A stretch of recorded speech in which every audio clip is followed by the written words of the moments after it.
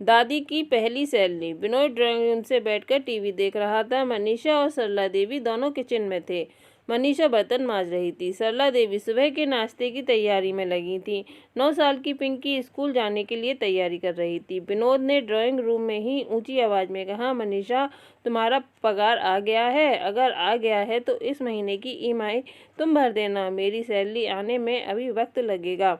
मनीषा ने किचन से ही सहमति जताई। जी जरूर भर दूंगी। इस बातचीत से पिंकी के कान खड़े हो गए, क्योंकि कल ही तो उसके स्कूल में सैलरी के बारे में सबको समझाया गया था, जिसमें बताया गया था कि हर काम के लिए एक निश्चित रकम मिलती है, जिसे सैलरी कहते हैं।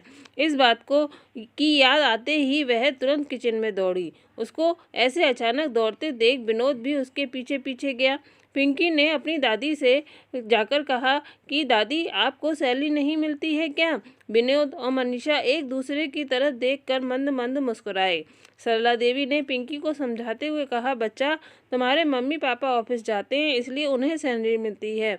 मैं तो घर पर ही रहती हूँ ना, इसलिए मुझे सैलरी नहीं मिलती। पिंकू को यह बात को समझ नहीं आई, तो वह बोली, दादी, आप भी तो कितना सारा काम करती हो। सभी जल्दी उठ के नाश्ता बनाती हो, खाना बनाना, पूरे घर की साफ सफाई करना, कपड़े धोना, मुझे ट्यूशन पढ़ाना, बाजार जाके राशन लाना और तरकारी लाना, और भी पता नहीं क्या क्या।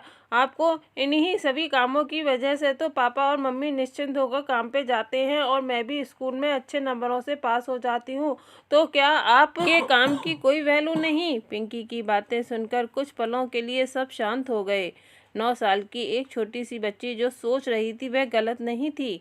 विनोद और मनीषा के पास इसका कोई जवाब नहीं था, मगर सरला देवी के पास था। वह बोली, किसने कहा मुझे सैलरी नहीं मिलती? मुझे पैसों के रूप में, कागजों के रूप में सैलरी नहीं मिलती, लेकिन मुझे जिस रूप में सैलरी मिलती है उनकी कीमत कोई आँख ही नहीं सकता।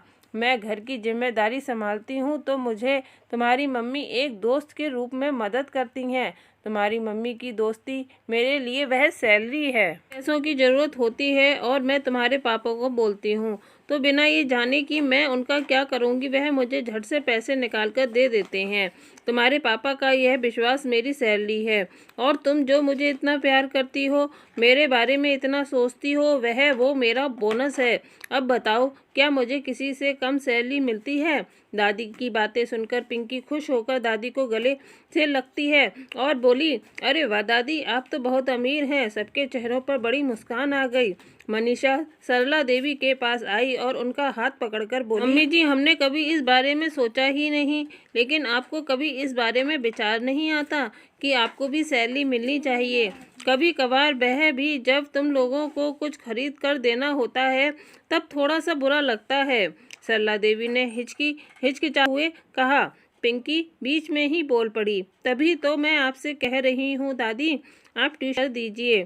और मनीषा सरला देवी की तरफ देखने लगे। यह क्या माजरा है मम्मी? विनोद ने पूछा। अरे कुछ नहीं बेटा, ये पिंकी तो बस बातें बनाती है। सरला देवी ने बात को टालने की कोशिश की। नहीं पापा, आपको मैं पूरी बात बताती हूँ। मेरी फ्रेंड रिंकू है ना, उसकी मम्मी एक बार मुझसे पूछ रही थी कि तुम हमेशा क्लास में अव्वल आती हो, हर विषय में अच्छे मार्क्स आते हैं, तुम कौन सी ट्यूशन क्लास से ट्यूशन लेती हो, मुझे भी बताओ, ताकि रिंकू को भी वहीं भेज सकूं। जब मैंने उनसे कहा कि मुझे तो मेरी दादी ही पढ़ाती हैं, तो उन्हें बहुत आश्चर्य हुआ। फिर अगले दिन तो वह हमारे घर ही आ गई थीं और दादी से मिलकर उन्हें रिंकू और उसके साथ 3-4 और बच्चों को ट्यूशन देने के लिए कह रही थीं। लेकिन दादी ने मना कर दिया। दादी हाँ भी कैसे करती, उनके पास दिन भर इतना सारा काम जो रहता है। पिंकी ने सारी बात खुलकर कही। विनोद बोला, अरे माँ, आपको ट्यूशन पढ़ाना चाहिए। यह बात तो पक्की है कि आप पढ़ाती बहुत अच्छा है।